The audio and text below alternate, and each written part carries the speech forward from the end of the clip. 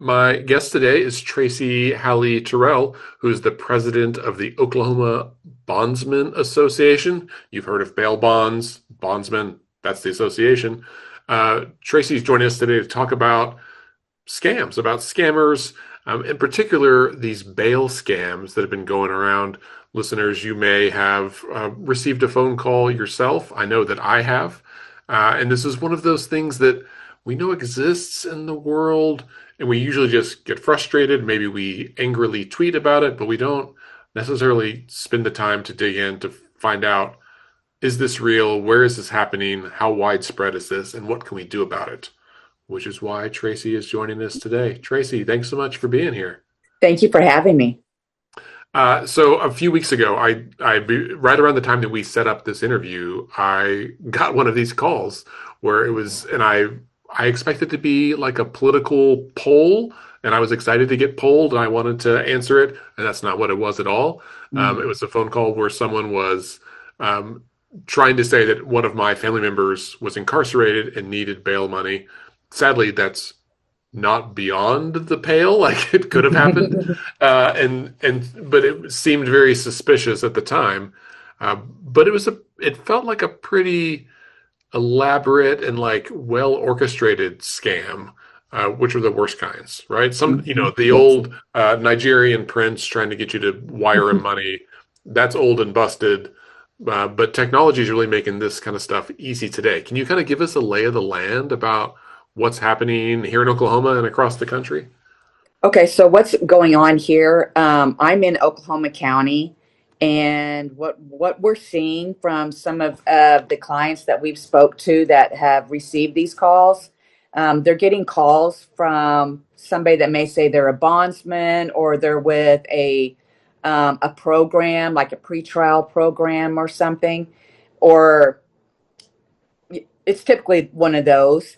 They'll call and say, "Hey, if you give me $1,000 right now, your loved one will be released on an ankle monitor. You won't need a bondsman, and eventually you'll get this money back." So people are running out there trying to get that money to them. They're demanding it right now. And when somebody gets that call, fear. Their person is in the Oklahoma County jail. It doesn't have the best reputation. And so they're in a hurry trying to get them out and not thinking, hey, let me slow down and take a step back. Um, but they're just rushing through it. They may say they're like a law enforcement, maybe a sergeant or someone. We've heard of that as well, but they're rushing them to go out and get either gift cards or there's something going on with the kiosk that they're taking money to. I Yeah. think some people have even met with some of them in the parking lot of the jail or just random places, and taking this money from these people. Yeah. This, I, few things get under my skin as much Mhm. as just an outright scam. Right. And the way you described it is exactly what I experienced. It was someone that was more of like it was the high pressure element of it that was what Hmm. tipped me off. If they had probably played their hand a little bit cooler, I might have gone along for it a little bit further. Hopefully, I wouldn't have given in, but it seemed a little weird. And then the gift card element. That's the call that I got was, hey, this loved one is in jail. You can get him out now. Like they played into I think our societal distrust of the Oklahoma County Hmm. Jail in particular here. They Right. were like, hey, it's overcrowded. We don't have staffing. We're trying to help facilitate this through some new methods. If you can meet us and either bring cash or even gift cards. And I was like, why would you accept gift cards for bail? That doesn't do any good in the system. No. Um, but I could see where, for a lot of folks, that might seem almost like if people know that it's risky to give cash to a stranger, they might, for some reason, think that giving a gift card provides some sort of protection. It doesn't, but they're No. just as good as cash. But Right. um, yeah, and then not for this one, but a few years ago, I got a call that was, trying to say that I had a warrant out for my arrest for like an unpaid ticket or a failure to appear, which was not the case. I was like, I haven't had a speeding ticket in a long time. But it was a very well trained, a good script. It was a guy who sounded like he could be a deputy or an officer. And I like was driving, pulled over to listen to him, and I was like, give me your. I happened to like give me your badge number. What's the account? Like, tried to get some information, and that's when he kind of got a little too high pressure on it. But Hmm. is this something? I mean, while they may use local knowledge about the Oklahoma County Jail, my Yes, understanding is that this is happening across the state and across the country too, right? correct. Yes, it is nationwide, Uh, and there is quite a bit happening right here in our own state. yeah. Well, and so what can consumers, what can people do to protect themselves? Like, how do we sniff out these scams, and what should we do if we find out that we're on the phone with one of them? So a bondsman, if typically it's going to be your family member or friend that's calling you from the jail. There are times where they will call the office and ask us to reach out. When we do that, there's no pressure, there's no demand. Don't hang up the phone. We're just going to clearly tell you, explain everything that's going on, what that family member is being charged with, a bond amount. We would then let you know what you would need if you wanted to proceed to bond them out, as far as like a co-signer, how much money it would cost, and then any questions that they might have, we would be happy to answer that as well. Like maybe where their car was towed, something of that sort. Um, and then we just, give them all the information and see what they want to do next. If they want to come in the office, that's fine. If they have more questions, we answer those. There's never pressure to have this handled right this second. Interesting. And I would imagine if it's someone's calling from a reputable bondsman's office, then Mhm. like the phone number, the caller ID would reflect that business name. And I mean, those things can be spoofed, but often I think, from what I understand, these scams are just using, random throwaway numbers. They're not necessarily saying they're representing a bondsman on the caller ID side. Yeah, they are using burner phones. Some are calling saying they are from a bonding office. I've had that happen to my office a couple of months ago. There was a gentleman calling. He was getting information. I don't know if it's from the jail blotter or where he was getting information, but he was calling family members of the people that had been arrested and was claiming to be from my office, sending Mm. out fake paperwork to them. Um, yeah, we would have you come in the office, do all the paperwork in person. So that's a pretty elaborate effort on his Yes. part for the scam.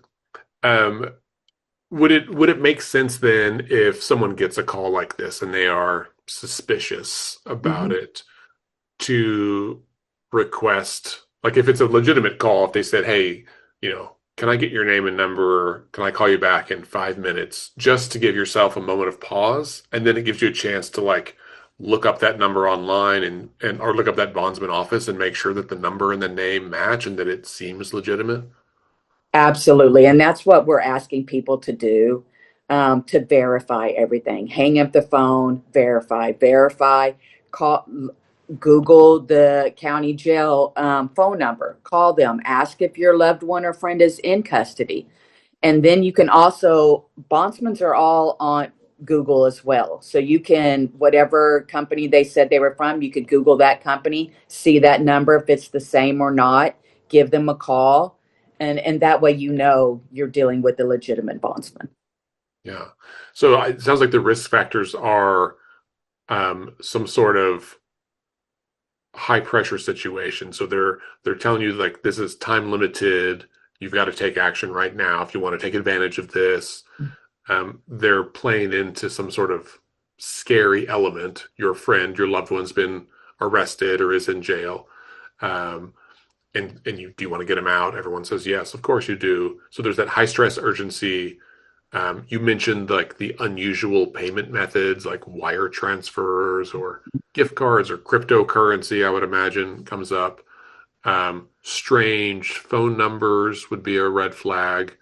Um, What any other guidance or suggestions for how we as people, as consumers, can protect ourselves from this kind of scam? I would just, again, verify, verify, Google those the company name, the bondsman name. Also, when you go to meet that person, if it's not in their office, everyone, every bondsman, we are licensed through the Oklahoma Insurance Commission. We all have a little license with our picture on it. It'll say Bell Bondsman. It'll even tell you how long we've been a bondsman. Hmm. You can look that up. You can even go to the Oklahoma Insurance Commission and look up bondsman there as well. And our phone numbers are on there as well. Or the Interesting. Oklahoma Bondsman Association has a Find a Bondsman link, and you can find our numbers there as well. Okay. You know, I know that sometimes these are live callers. These are people, as you said, Mhm. with a burner phone who are just making it up on the fly and hoping that they can swindle a few folks that day.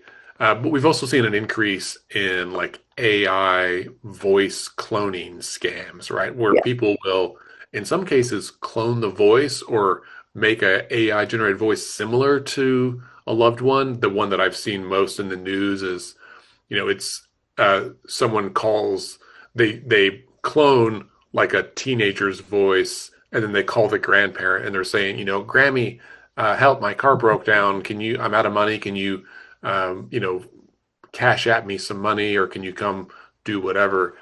So sometimes it may be a cloned voice of someone that you know, but often it just is a voice that is an AI generated voice that just sounds more legitimate, right? That doesn't have an accent, or it has an accent that is like from Oklahoma, like something that sounds reasonable, um, that might be less suspicious than whoever the scammer is that's behind it.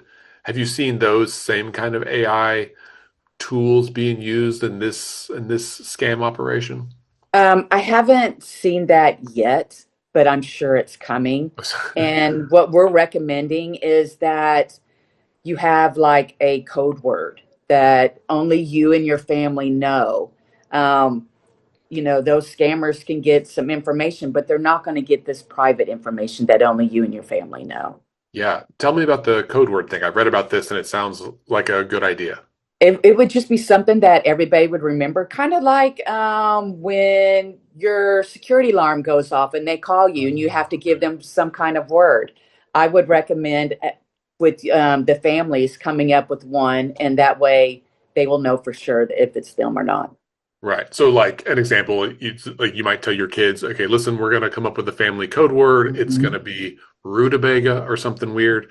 And so Right. that way, if you're on the call and you say, oh, okay, give me the family code word, they're probably going to say, I don't remember it. And so this is a thing you have to like really practice, especially with your kids.